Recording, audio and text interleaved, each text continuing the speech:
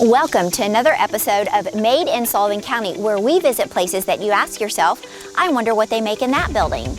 In today's segment, we are building relationships and relaxation. Here's Bruce in Paula Coat with Tailwaters Lodge.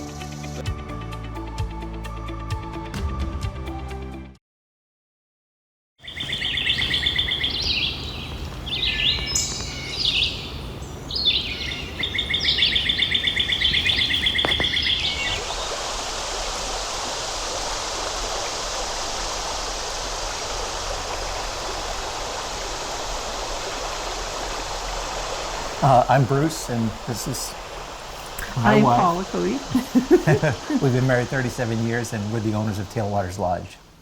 So this lodge is located on TVA Road, which is surrounded by TVA property on three sides. We're on a little dead end, so it's very private, and we're on 14 acres of land. We have 540 feet of river frontage right on the South Holston River. And the really cool thing about this property is the river wraps right around our property. So you can go to the right and get to the river, you can go straight and go to the river, you can go to the left and get to the river. So the river is all around us, and the river is just a beautiful, beautiful resource in this area. Terrific for fishing. Yeah, and we just had lodges that actually just left, and we basically I say it's a little piece of heaven because we have the view of the mountains, we have the South Holston Lake nearby, and it's just we are in a prime just outdoor spot. It's beautiful. Prime location. It's nice because people can, if they want to fish, they can fish. If they just want to go for a walk, a nice leisurely walk along the river, the TVA maintains these beautiful trails in this area. Osceola Island is just a couple hundred yards away. So you can walk along the river, go to Osceola Island, walk around Osceola Island. It's just wonderful. And we do that often. You know, we will walk the trails in the evening, and it's just a nice experience. So there's more to do here than just fishing, but fishing is primarily what we do. And we're only 8 miles away from downtown Bristol, so we have the Bristol, Tennessee state line. So there's great restaurants downtown. There's just the Country Museum is there, the Music Museum. We have the caves over here. There's just a lot of things in this area. And the Bristol Motor Speedway, of course, is just 12 minutes away, a very easy drive, and we get a lot of Bristol Motor Speedway lodgers that stay with us, and they book well in advance. Mm-hmm. So just let me tell you for a minute about how we found this place, because it's really very amazing in our opinion. I had been serving in a church in men's ministry, trying to have an outdoor component to our men's ministry, having hiked the Appalachian Trail. That was something that was in me, just to provide that outdoor experience for men.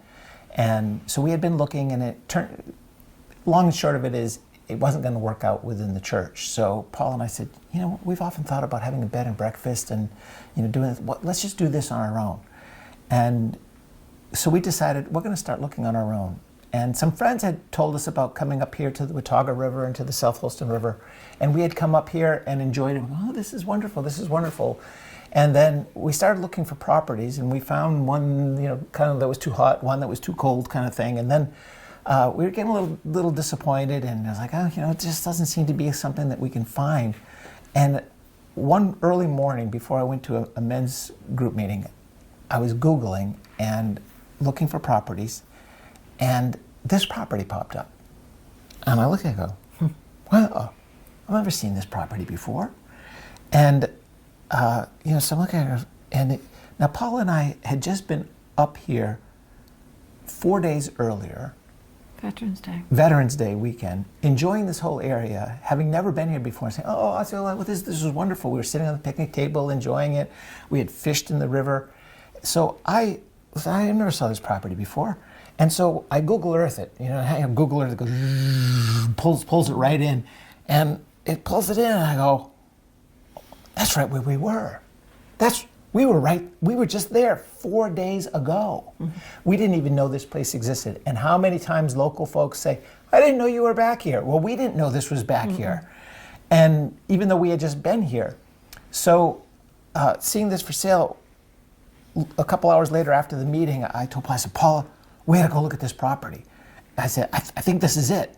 And so we jumped in our car from Pawleys Island, 6.5 hour drive, and we drove up here immediately, called our realtor, and said, I think we found the place. And he drove in from Western Tennessee. He drove in from Nashville. South Carolina. Yeah, right. And so we get here and we start we start driving around and looking at the place, and we say, yep, this is it, this is it. Now, you have to understand, we are not people of tremendous means. I've spent most of my life as a pastor, and so we didn't have the means to be able to secure this place. But we said, we're just going to do it, and if God intends us for us to have this, then we'll have it. And so we put a deposit down and made an offer and put a deposit down, and she accepted the offer. The owner accepted the offer. Mm-hmm. So then we had, 21 days or whatever to secure financing. It's like, okay, so let's see if we can get financing. And long and short of it is, we looked here, we looked there, we asked this person, we asked that person. We ended up securing some private financing that allowed us to get this. And the realtor, the selling realtor, even had called us and said, if you don't think you can get funding, I just want to let you know that this property, there's some cash buyers that are waiting. And I literally had to say, line 69 of our contract says I got until this date to be able to secure financing, so I got another 4 days to do this. And it came through at the very end. And so we were able to secure the financing, and we had put a deposit on it in mid-November. By mid-December of 2020, here we were. And we were beginning our journey. So it was, for us, it was definitely a God thing, and we're just very grateful that we have this place. And we want people to feel that peace when they come, and they want to know God's presence in His creation when they come. Yeah, someone locally said, how did you guys from out of town all of a sudden walk in, get this place like on a fly, and it apparently had been on the market previously, taken off the market. So there was people interested in locally, and they were just like dumbfounded that all of a sudden two outsiders come in and snatch it away. But it was meant to be. It was just meant to be for us to have this. It was really remarkable how it came about for us to have this place. So here we are. Yeah. And we're very happy. We enjoy the area. We just enjoy the people. It's just working out very well. Yeah, so where are we from? We're not, you're right, we're not from this area. But we've been here for 4 years. I grew up in New Hampshire, and I tell people, yes, I parked the car in Harvard Yard. And people look at me like, what did you just say? Mm-hmm. I parked the car in Harvard Yard, but that's the way I was learned to speak. So anyway, we're not from the South, but we love the South. Paula's from upstate New York, and very similar to New Hampshire, not New York City, upstate New York.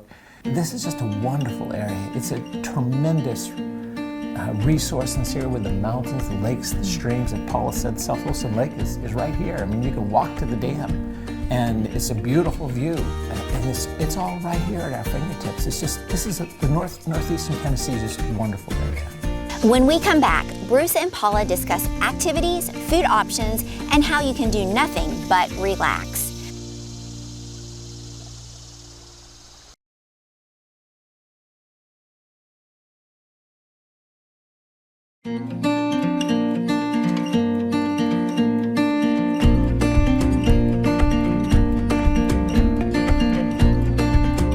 So we have 5 cabins on this campus, and we manage 4 other properties downriver. But the ones on this campus, we sleep 21, really 12, in our largest cabin. It's called the Hatch. Right next door to that is the Midge, and that's it's a good 100 yards away, so there's plenty of privacy. Sleeps 3, and then next to that, another 80 or 100 yards away, is our old log cabin. It's 200 years old, sleeps 9, very charming. People love it. And then we've been developing up on the hill. The hill overlooks the river and has a beautiful view of the mountains. So from the deck of those 2 cabins, you can see the river, you can see the mountains. And then we've built our own place further up on our property, so that we're here if our lodgers need our help at all. Do we offer food? Do we offer other things other than just the lodging? And we do. So from a food standpoint, options.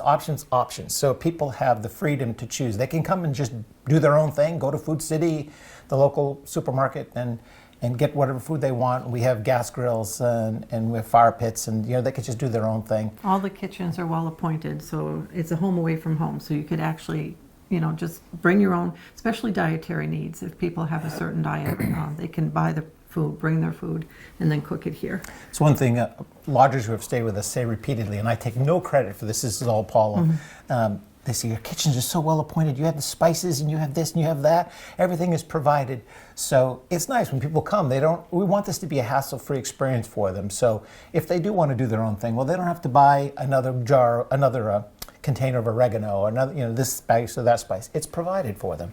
So that's nice. So a do-it-yourself is one option. A second option is maybe they just want to have some casseroles, maybe some pre-made casseroles. So we work with a caterer that will provide pre-made casseroles for us. So it's in the refrigerator when they arrive, either a breakfast casserole, dinner casserole. And lodgers can either do their own thing one night and then do a casserole the next night. So they can mix and match. They don't have to choose one or the other. So they have options. And then, of course, the third is we do have a private chef. Catherine Elliott is our private chef, catering by Catherine. She's out of Abingdon. And she'll come in and she's just got a great personality. She's great with our lodgers, and she'll grill steaks or do whatever the folks want and have a private chef experience. So we have options for people. So, and the other one is fill your fridge. So if someone's flying in or just they don't want to go to the store, there's the options for breakfast, fill your fridge, or for like a midnight snack pack. Or That's right. So those are all listed on our website underneath the catering tab. Right. Right. So we're trying to make this as hassle-free for folks as possible. Get away from the rat race that they're in. Come and just get away and enjoy the peace and quiet of this place. And we will take as much off their plate as they, no pun intended, off their plate as they want. So we have options for them. Yeah, and it's making and designing their own trip and their own stay. It's however they want to. Your family, will join together here. Anglers will come with their friends and they'll go on floats. And that's something that we do work with South Holston River Company as a guide service. If someone didn't know, the river or didn't know a guide, we recommend them. But at the same time, if somebody has a relationship with like Trophy Waters or a different guide service, that's all good because it's all relationship building. So again, it's options. So again, we're just trying to provide options for people. And if spouses come and one spouse fishes and the other doesn't, well, they can go fishing while the other goes for hiking or on these trails. And there's also the Appalachian Trail, which is only 7 miles away, which is wonderful to hike. There's some other trails that TVA has here. There's a lot of biking in this area here around Osceola Island. And there's the bike trail, 4.5 mile TVA bike trail is basically just on the other side of the river from us. So a lot of options, a lot of things for people to do. And that's what we want people to know is, look, you can come here and enjoy whatever you enjoy. But it's an outdoor experience, and that's what we want. We want people to have an outdoor experience. Just come and enjoy themselves outdoors.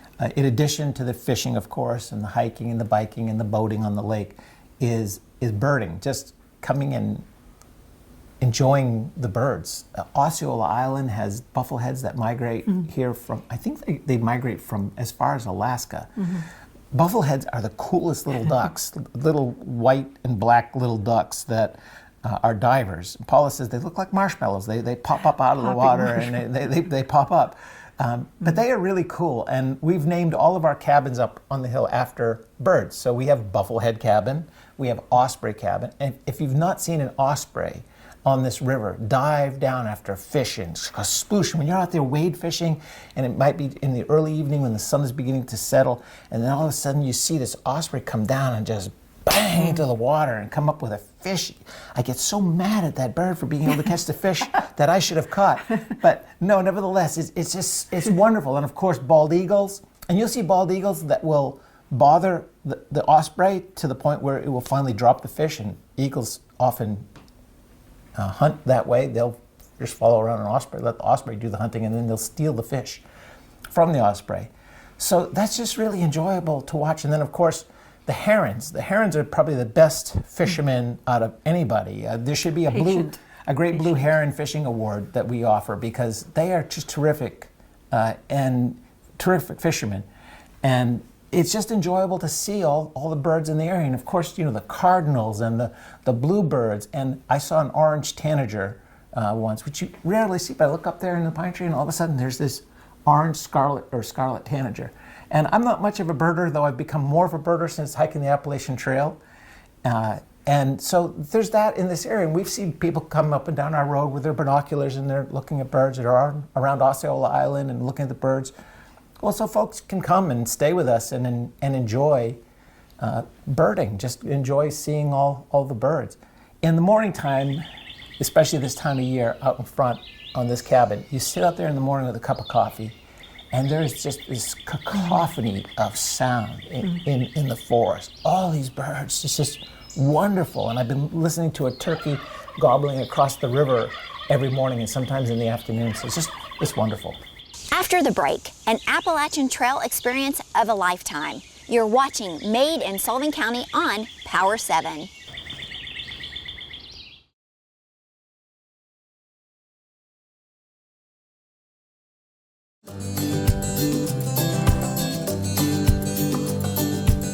An experience of a lifetime. On for the sure. Appalachian Trail, On the trail. We did it in 5 months. 11. Well, this is 11 years. 11 years, 11 years ago. Yeah. And I think on the trail it was kind of like we were ready, we were done, and I never thought that we would ever do it again. But after coming off the trail, it's like I could do it again. It was definitely an interesting experience. We hiked in the rain, the snow, blizzard, just all temperatures, and just that saying, no rain, Yep, no rain, no pain, one. no main. No rain, no pain, no main. Yeah. So I mean, the trail starts in Georgia here, and as Springer Mountain is the southern terminus, and the northern terminus is Mount Katahdin in Maine. Latitudinally, that's north of Montreal. I mean, it is 2,184 miles, and I had a big old beard and long hair. I looked like a mountain man, and I loved it. We both lost so much weight hiking the trail, and it was life transforming just to be outdoors, to enjoy the beauty and the peacefulness of outdoors, to listen to the birds, to enjoy the quietness and the peace, the sounds of the night when we're sleeping in our tent. We started sleeping better in our tent, and when we got to a hotel room or motel room, we couldn't sleep because of the sounds, because of the noises. It just wasn't as comfortable for us. So it was a life-transforming experience, and that's one of the reasons why we have this place today. Is we want people to enjoy the outdoors. Get out of the boardroom, get out of your cubicle, get away from your computer. Come on out here and do something. So that's a real motivation for us. And hiking the Appalachian Trail was transformational for us. It really changed our outlook on things. And you know, we weren't long-distance hikers. We had never really done this. We were both in our 50s at the time. And we said, let's do this. Let's do it. If we don't do it now, we're never going to do it. So we did it. And wow, pretty cool. Yeah, we met some nice people along the way, and just memorable. I mean, there's days like we'll think about what day it was today versus on the trail and compare the weather. So it's definitely something that has stuck with us. And for those people that are on the trail now, it's a great experience. You just have to keep on going, Right, because it gets tough. Yeah, it was not easy. We hiked through snowstorms. April 23rd here at White Top Mountain, snowstorm. It snowed all day. It was a blizzard experience. And then monsoon rains. We're looking for the trails. Like, where's the trail? And then we realized the trail is a river of water. It's like, that's the trail. So it was wild at times. It was absolutely wild. But, you know, that's what makes the experience also. So people can come here and they can enjoy the Appalachian Trail. They can get on the Appalachian Trail. It's a relatively easy section up here, but it's enjoyable. And there's other hiking opportunities. So. And our church at the time back in Pennsylvania supported us on the trail. So it was, we raised money for an intercity youth program in Pittsburgh. So we had a purpose for hiking it. Yeah, we raised over $70,000. We couldn't have done it without them and prayer and just continuous support. Yeah. They would pick us up and let us go in for a shower. One story, well, we stopped in New York and we stopped at Bruce's brother's place, and we had gotten there and we unpacked and took showers and put our good clothes on. Our good clothes on, because you couldn't carry a whole suitcase. And Bruce's brother came home and gave us hugs, and he says, "You know, it's okay. You could have taken showers." Yeah, he says, "You really stink." and we have taken showers. But it just gets embedded in you. And I just said to him, thank you, because that's deemed the highest compliment for hikers, is to be told that you smell like you smell. And so that means you've been really working. So anyway, enough said. Too much information. Cut.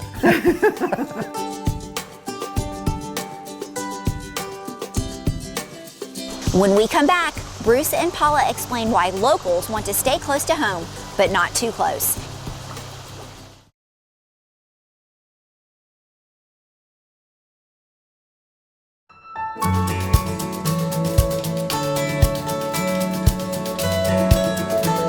We've actually had a few from Bristol themselves. They'll come here and they'll have their family reunion. So because we have the hatch, the midge, pheasant tail, they'll rent out all 3 cabins, and then they can all basically eat inside the hatch, but then they can enjoy the area.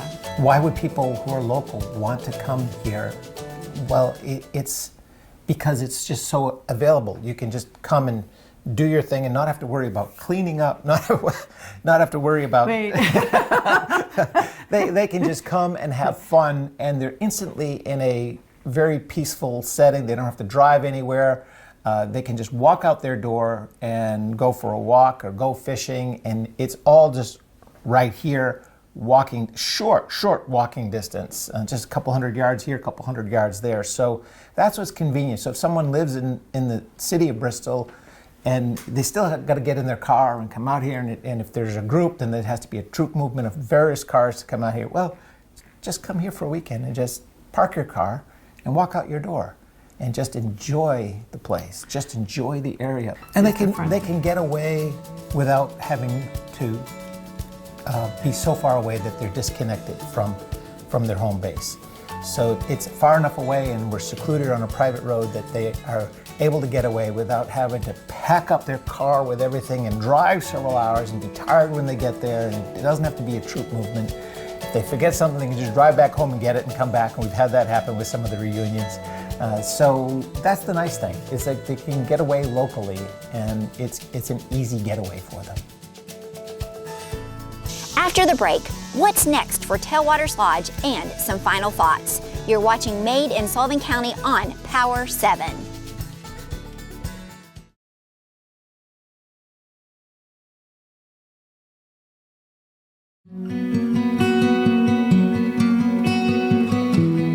Bruce is my visionary. Bruce, what's next?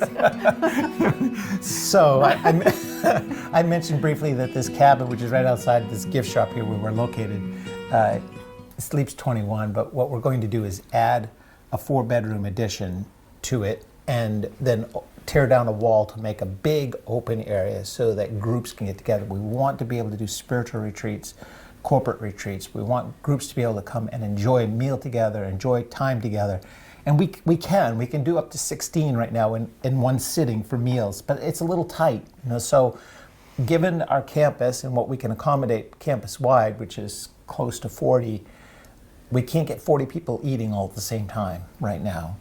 And we'd like to be able to just kind of match our capacity with a central gathering place.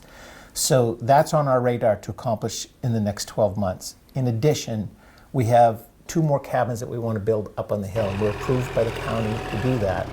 And one's going to be a 3-bedroom and a 2-bedroom. So we're going to be finish developing the hill. And then we don't want to overdevelop this spot. We think that that's enough. That'll keep us, keep this campus full. And that's what's in our sights right now to accomplish. We put this store in about a year ago now, and it's basically for our lodgers. We have things for fishing, for basic needs, for being on the water for our fly fishermen, and then trying to support the local businesses through the Bristol Grill. The gentleman who does the stickers, he's local. The pictures on the wall are also from a local artist. So we're trying to support people from our area. Right. At the same time of giving options for people to come in to buy a little gift. We're not trying to compete against, the area fly shops or anything. It's just mostly just a little bit of something for our lodgers. We are Tailwaters Lodge, but at the same time, we're also Quiet Waters. Yeah, Quiet Waters Ministry. So that's the nonprofit side of this. So we want to be available for churches to come to be able to have their retreats and be able to have that getaway experience for their church. So whether it's a church board or whether it's a men's group or women's group, have a couples retreat, they can come and provide their own content and do their own thing. If they would like me to do it, I can certainly provide that content as a pastor. But to know that that's available, that's what we want this property to be known for and to be used for, is that type of spiritual impact in people's lives. Yeah, I would say, come give it a try.